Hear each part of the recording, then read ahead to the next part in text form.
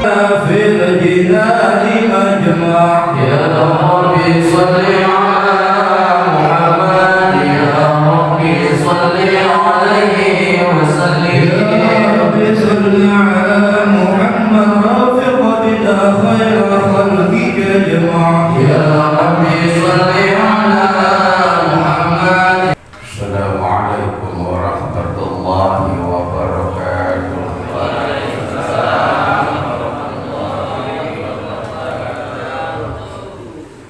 بسم الله الرحمن الرحيم.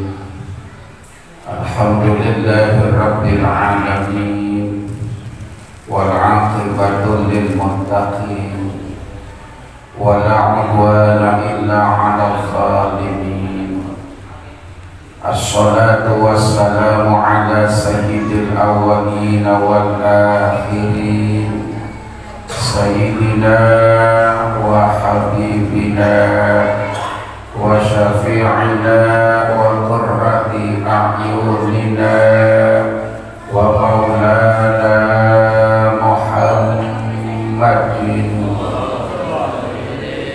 وعلى آله وأصحابه المجاهدين الطاهرين. أما بعد، قالوا سبحانك لا علم لنا إلا ما علمتنا إنك أنت العليم الحكيم. ولا حول ولا قوة إلا بالله العلي العظيم. إلى حضرة النبي المصطفى محمد رسول الله صلى الله عليه وسلم وعلى جميع إخوانه من الأنبياء والمرسلين والصحابة والتابعين وأولياء والعلماء العاملين والمصنفين المخلصين، خصوصا مصنف متن سلم توفيق للشيخ العليم العلامة عبد الله بن حسين بن طاهر بن محمد بن هاشم بعلوي. الفاتحة. أعوذ بالله من الشيطان الرجيم. بسم الله الرحمن الرحيم. الحمد لله رب العالمين الرحمن الرحيم مالك يوم الدين إياك نعبد وإياك نستعين اهدنا الصراط المستقيم صراط الذين أنعمت عليهم غير المغضوب عليهم ولا الضالين. Puji syukur kita panjatkan kehadirat Allah, salawat salam semoga selalu tercurah kepada baginda Rasul Nabi besar Muhammad sallallahu alaihi wasallam. Para bapak, ibu dan saudara-saudara, baik kita lanjutkan pelajaran kita pada kitab Sulam Taufik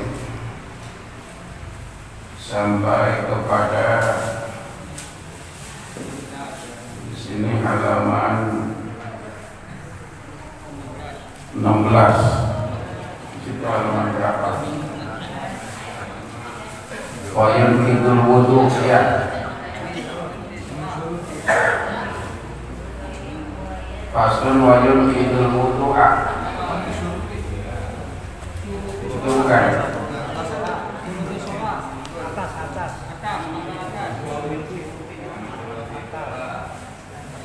Wa min syurutis shalah.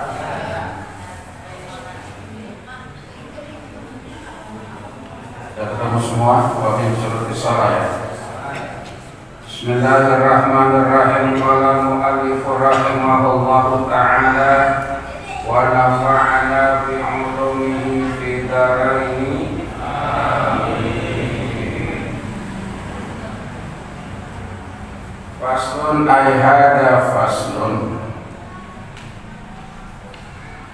Wa min syuruti sholati al-wudu wa furudu sittatu al-awwalu niyatu taharati li sholati bil qalbi wa ghairiha minan niyati.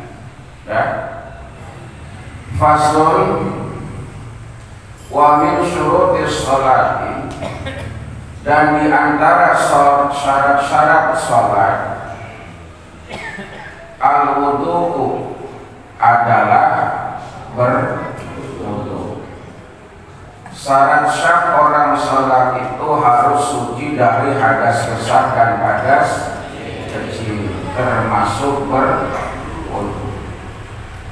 Wa furuduhu sittatu, dan adapun fardu-fardunya wudu sittatun itu ada 6. Jadi yang namanya kita fikih, saudara, kemanapun kita belajar kita fikih pasti ketemu babnya itu juga, ya. Jadi kadang-kadang kita ngaji sama guru ini, kitabnya kitab ini, lah kok ketemu lagi sama wudu. Kita ngaji di guru ono, kitabnya kitab ono, loh kok ketemu lagi. Jadi yang namanya fikih pasti ketemu dengan bab wudu. Mau kita fikih apa kek? Yang paling tipis, babul minan, ya. Babul minan. Kemudian matan daripada apa sebelum Goya Takrib Safinah ada juga, gitu. Kita ngaji lagi kitab yang namanya Matan Goya Takrib, ada lagi. Kita ngaji kitab Fiqhul Wadi, ada lagi juga. Atau kita ngaji pada kitab yang malam Selasa kita kaji, kitab apa namanya? Bapak dulu apa lihat? Apa namanya? Malam Selasa. Apa? Kita pikir malam Selasa. Iya, nama kitabnya apa? Wassalam. Kalau hadis Jami' Shaghir, kalau kita bikinnya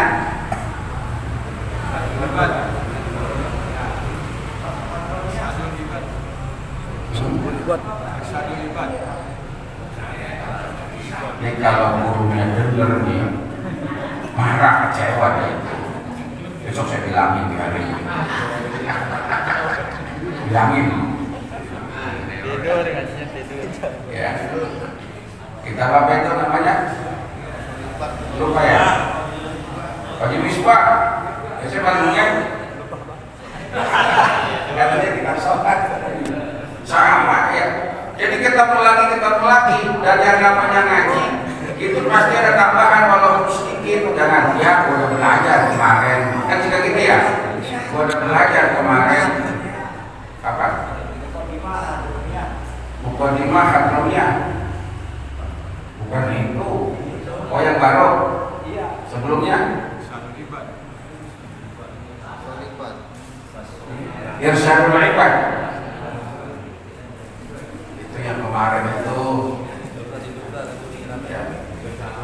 Ya, kalau yang baru itu Muqaddimah Al-Hadroniyah, yaitu karangan dari Imam Hadrami, dari Hadramaut, Yaman. Ya. Sama ketemu lagi. Kita ngaji lagi, kita fikih misalnya di Masjid Agung Al-Ittihad, kita ngaji Fathul Qari, ketemu enggak? Ketemu. Atau syaratnya Fathul Qari, Syekh Baijuri fil Fiqih, ada lagi kita berbuka wudu. Atau kita ngaji lagi yang dikit, yang namanya kita Fathul Mu'in, ketemu lagi bab wudu. Atau syaratnya Fathul Mu'in, I'anatul Talibin, ketemu lagi. Fathul Wahhab, Fathul Bari, ya ketemu itu. Sampai kitab karangan Syekh Muhammad bin Idris Asy-Syafi'i atau Imam Syafi'i.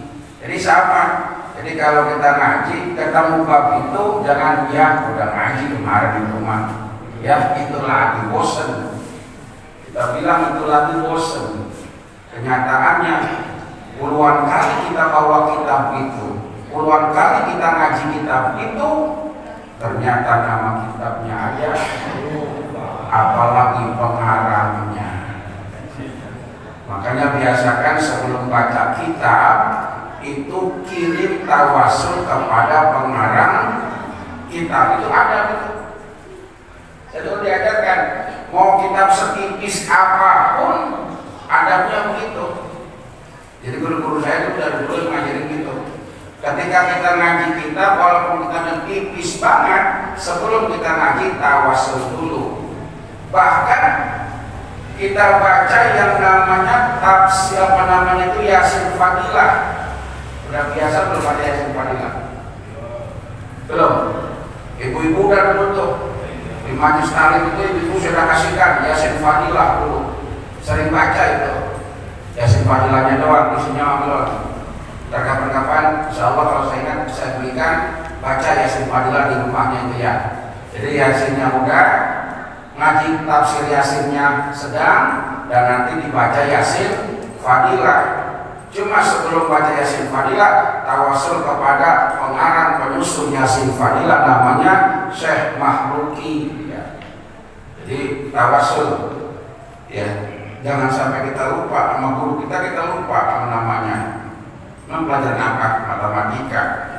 Gurunya siapa? Guru matematika. Buku apa? Ya buku matematika. Dan di antara syarat-syaratnya sholat adalah berwudu wa furuduhu sittatu. Dan fardu-fardunya wudu itu ada 6. Ya, tadi mau gampang banget, pelajaran gampang. Gampang, kita kadang-kadang suka lupa. Jadi fardunya wudu ada 6. Apa itu yang namanya fardu? Fardu itu sesuatu yang wajib adanya. Kalau tidak ada maka tidak syah. Orang berwudu itu 6 ini harus ada. Tom jatuh Tom turun jatuh. Kamu jatuh. Ya. Kalau 6 itu nggak ada, nggak sah, gitu ya. Jadi harus ada. Al-awalu yang pertama an-niyat itu adalah niat. Ini masalah niat juga kita masih suka sekali lupa. Apa itu niat? An-niyatu hiya qasdun syai'in muhtaranan bi fi'lihi. Yang dinamakan niat adalah qasdu syai'in, berhasrat melakukan sesuatu, muhtaranan bi fi'lihi, yang dibarengi dengan perbuatan, itu namanya niat. Jadi kalau kita mengucapkan sesuatu tapi nggak berbarengan dengan perbuatan, dalam fikih itu namanya azam.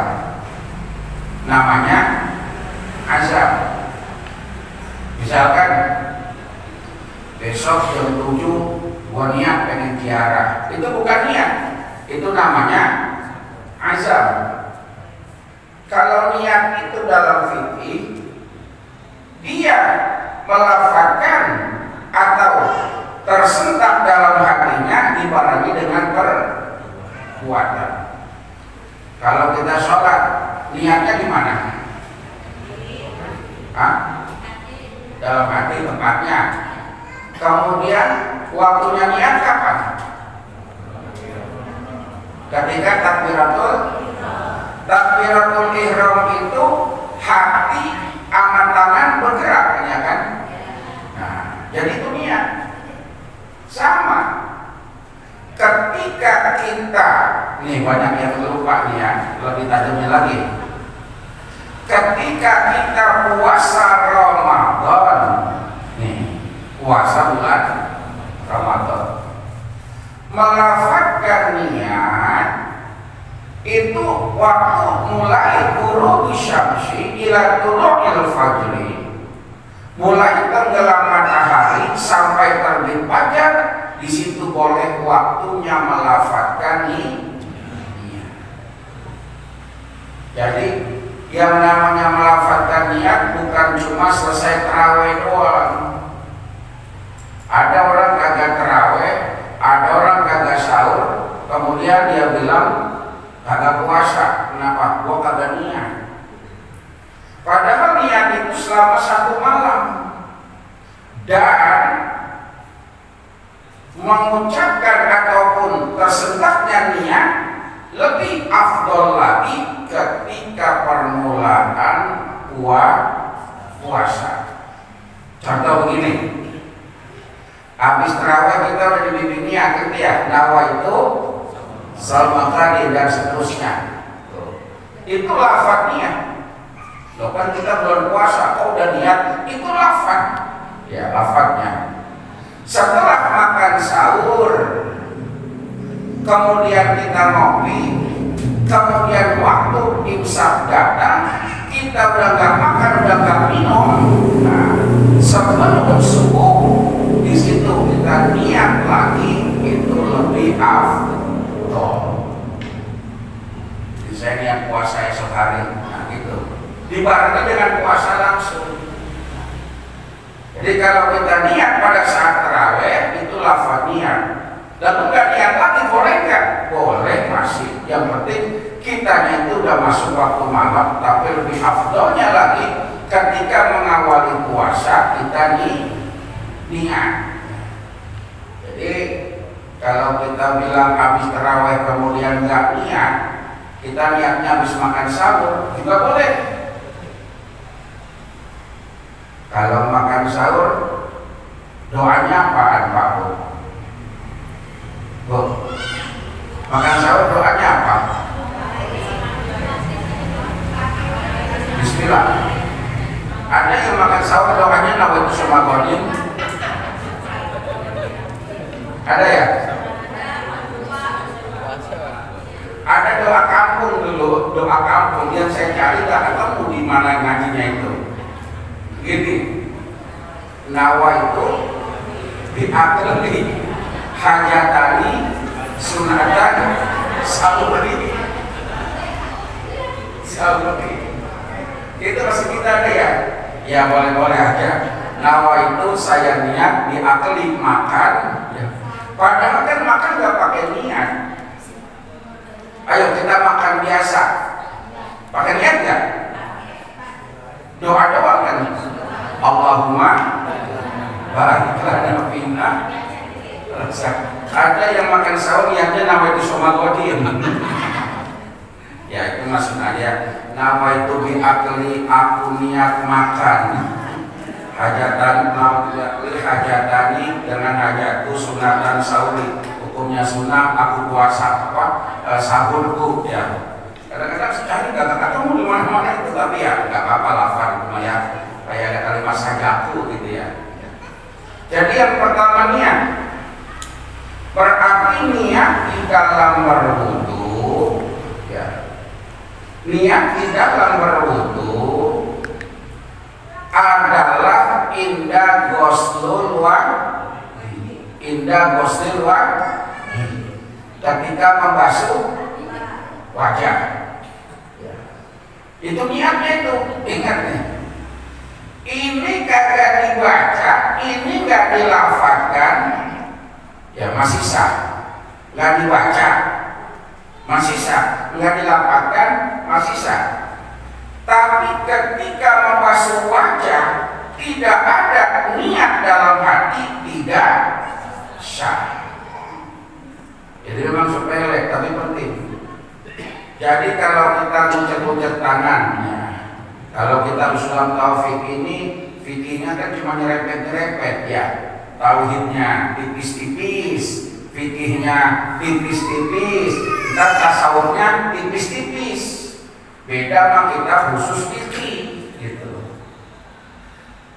Ada beberapa sunnah berwudu, tasmiyah baca basmalah, kemudian gosok-gosokkan tangan. Kita kan niatnya wudu pada saat membasuh tangan, gosok tangan. Ya, kita basahin tangan, kita niat nawaitul wudu akhirafil hadasil asghar fadlillahi. Itu bukan niat, itu lafaz niat. Sama kayak kita usolli, itu belum masuk wudu, belum. Nah ntar udah umur madmadah wastinsya. Apa istinsya itu? Masukkan air ke dalam hidung. Nah, selesai. Kemudian kita tadangin air, kita basuh kemari, tangan kita ke wajah, hati kita nih. Saya niat bukan Allah Ta'ala syah. Jadi gitu niatnya. Jadi niatnya itu saudara, niat untuk membersihkan toharati ya, untuk membersihkan li sholati bil qalbi au ghairiha ya, minan niyati mujiatin inda qasdil wajhi. Niatnya itu untuk membersihkan daripada hadas-hadas kecil, ya mensucikan baik untuk sholat maupun selain untuk sholat, untuk sholat maupun selain untuk sholat. Dan kalau wudhu untuk sholat itu harus betul-betul. Makanya begini, walaupun sama-sama wudhu, kalau untuk sholat itu keistimewaannya beda. Sampai-sampai wudhu untuk sholat, jangan sampai tempat wudhu itu bercampur dengan kamar mandi yang mengalir air kencing dan juga kotoran. Sampai begitu. Jadi kata punya kamar mandi nih, punya kamar mandi, kencing di situ. Kemudian kita wudhu di situ. Itu makruh. Sampai jadi makruh begitu. Makanya ada beberapa rumah kalau masuk kamar mandi dia pakai sendal. Pakai sendal. Jadi sampai kayak begitu kalau buat sholat jangan sampai sedikit aja tercampur najis. Apalagi orang laki-laki yang kencingnya berdiri, ya toh. Pas itu dia kencing kan berdiri, ada ininya tuh. Kemudian dia kencing, kemudian disiram ke keran, tes jatuh. Air ini kena kencing, kencingnya airnya muncrat, terkena badan, najis enggak? Oh, makanya kita kalau bahas bab najis, kayaknya jauh banget dari Syah. Ini yang harus dibahas kali ya. Jauh banget dari Syah, bener jauh.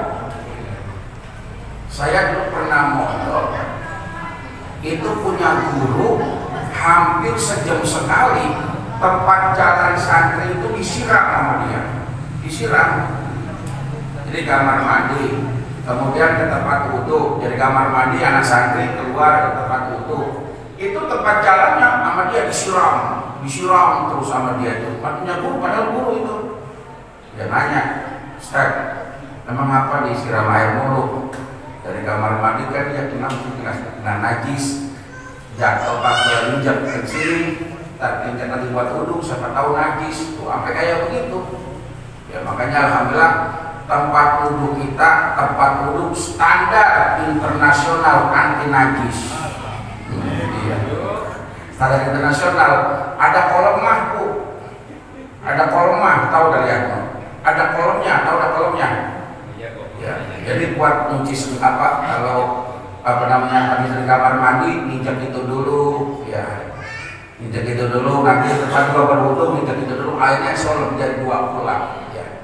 Jadi kalau gitu Ustaz saya kepleset dalam dong, enggak dalam, walaupun dalamnya 30 cm, nanti tengah-tengahnya dikasih jaring-jaring stainless diinjak-injak, gampang banget, ya. Alhamdulillah. Jadi kalau jadi itu berdasarkan gambarnya itu tempat wudhu kita seakan-akan kayak Masjid Raya Al-Aqsa. Jadi seakan-akan yang berwudhu orang 500 orang begitu. Saking banyak keran, saking gede tempatnya, lampunya aja udah kayak lampu capek, lampu kapek. Alhamdulillah ya, doain ya biar cepat lancar ya Pak ya. Lancar, makanya taknya sudah pada jubang ya Bu. Udah Ustaz disuruh nyumbang tapi nggak nyumbang ya ibunya yang nyumbang. Ya laki kita nggak punya duit, lah ibu punya gelang jual. Allahumma sholli ala Muhammad.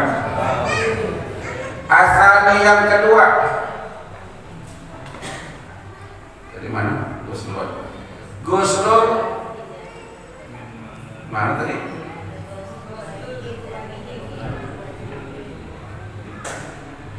Yang kedua gusnul wajhi jami'ihi min mana bitil sya'riyah min mana bi sya'ri rasihi ila dafani wa minal uduni ila uduni sya'ran wa basharan ila batinil lihyati ar-rajuli.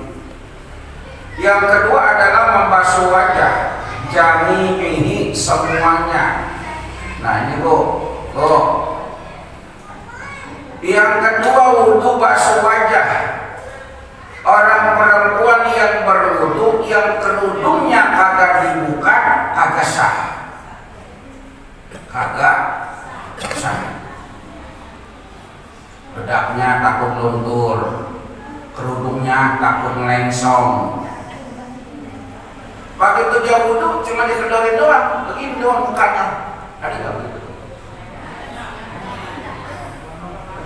Banyak. Padahal ghusl wajhi jami'ihi minamana bitisari, membasuh wajah semuanya dari mulai mana bitisari apa perbatasan rambut ya, di kepala ada rambut ya, rasihi rambut kepalanya ila dafani sampai bawah dagu. Kemudian wa minal uduni ila uduni, dari pinggirnya kuping sampai pinggirnya kuping. Kalau kerudung kagak dibuka, kenapa pinggir kuping? Makanya tempat disediakan tempat khusus wudu untuk perempuan. Kalau takut auratnya kelihatan, disiapkan di sono. Alhamdulillah.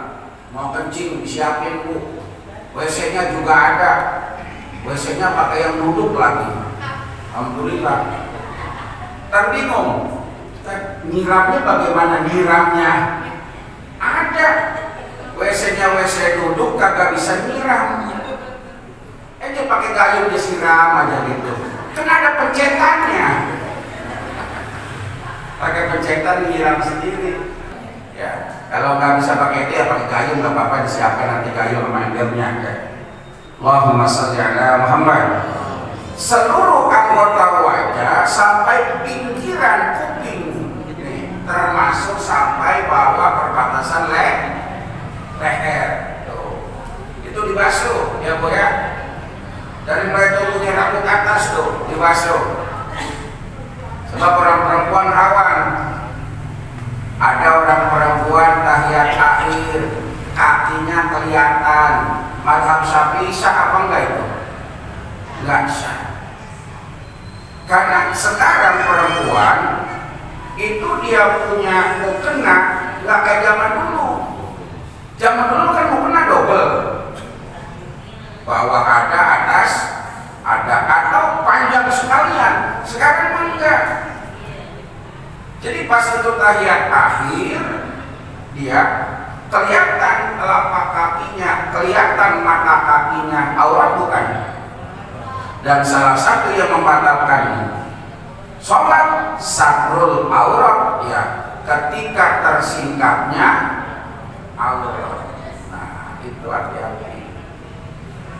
Tangan ketika takbiratul ihram kan keangkat ininya apa?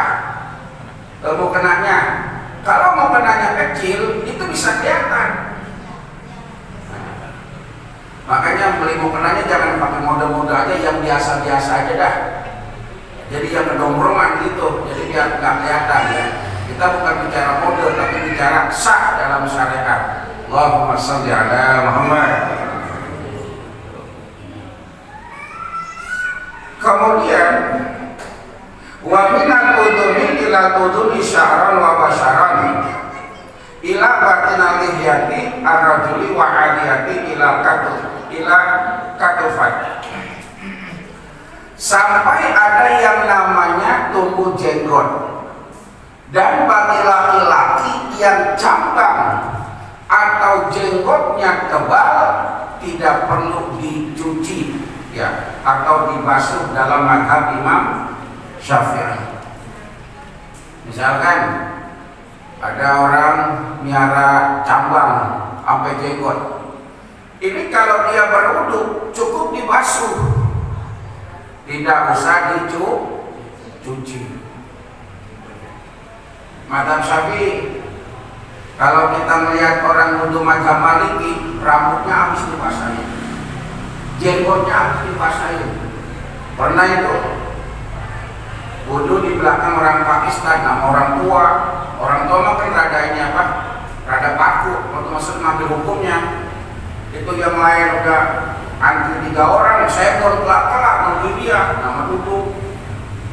Kumur-kumurnya aja kayak orang kumur-kumur habis ini apa? Cabut gigi.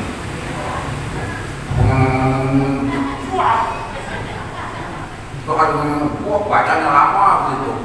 Basuh aja kemari semua sampai dibasahin rambutnya, jenggotnya dibasahin begini itu jenggotnya.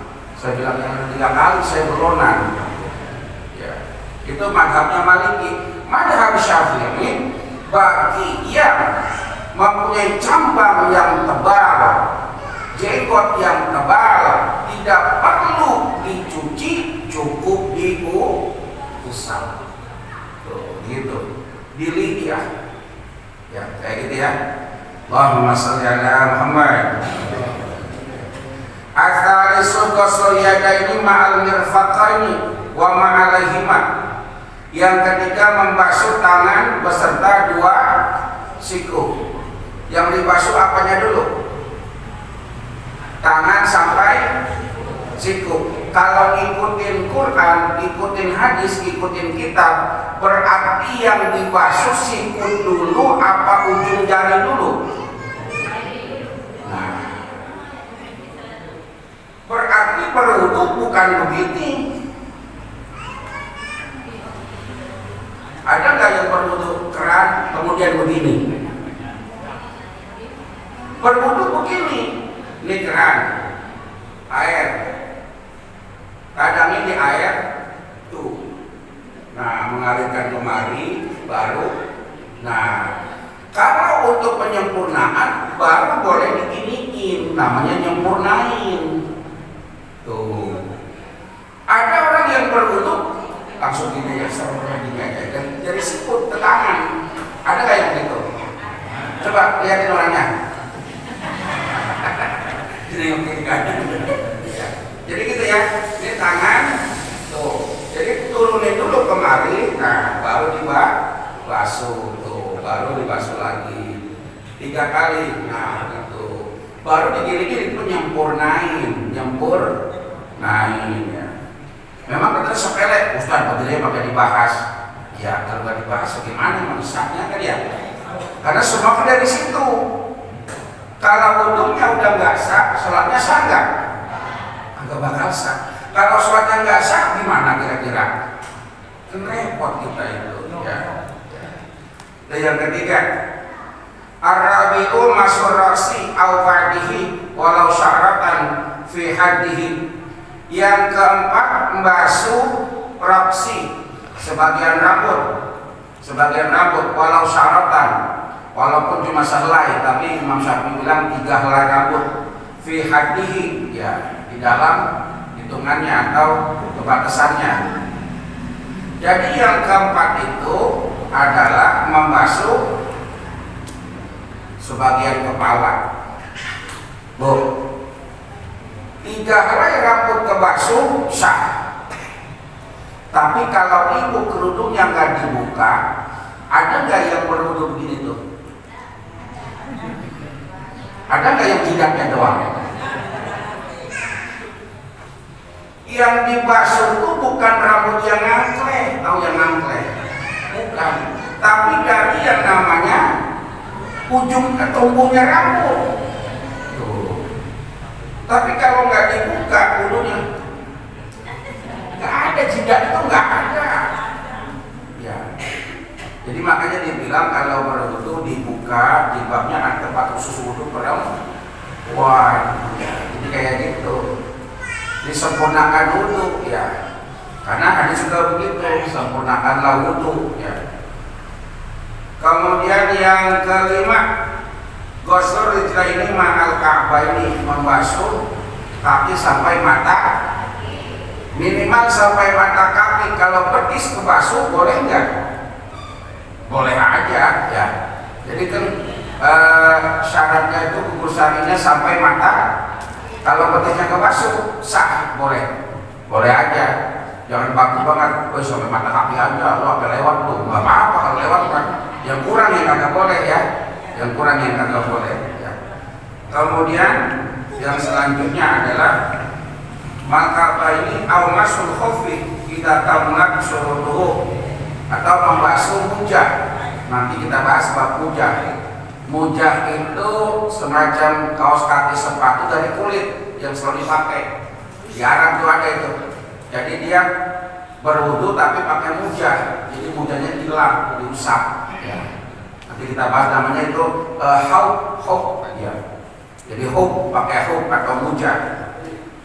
Asadisu at-tartibu, yang keenam adalah tertib. Hakada seperti itu. Berarti cuma 6. Berarti kalau begitu kumur-kumur wajib kagak?